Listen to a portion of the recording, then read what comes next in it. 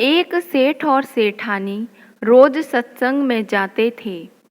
एक सेठ और सेठानी रोज सत्संग में जाते थे। सेठ जी के घर एक पिंजरे में तोता पला हुआ था।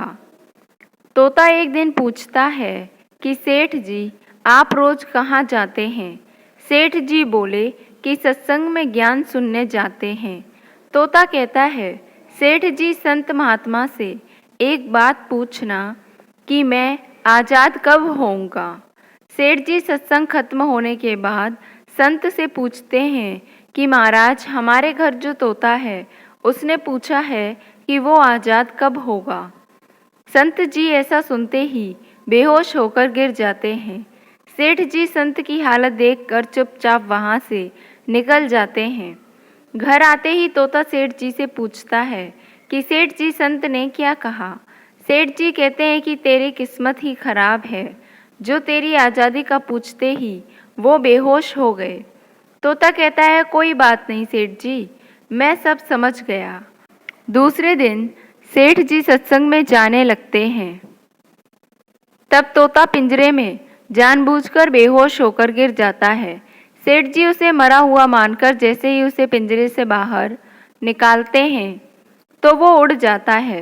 सत्संग जाते ही संत सेठ जी को पूछते हैं कि कल आप उस तोते के बारे में पूछ रहे थे ना, अब वो कहाँ है? सेठ जी कहते हैं, हाँ महाराज, आज सुबह सुबह वो जानबूझकर बेहोश हो गया। मैंने देखा कि वो मर गया है, इसलिए मैंने उसे जैसे ही बाहर निकाला तो वह उड़ गया। तब संत ने सेठ जी से कहा कि देखो, तुम इतने समय से सत्संग सुनकर भी आज तक सांसारिक मोह माया के पिंजरे में फंसे हुए हो, और उस तोते को देखो, बिना सत्संग में आए मेरा एक इशारा समझकर आज़ाद हो गया। दोस्तों, इस कहानी से तात्पर्य ये है कि हम सत्संग में तो जाते हैं, ज्ञान की बातें करते हैं या सुनते भी हैं, पर हमारा मन हमेशा सांसारिक बातों में ही उलझा रहता है।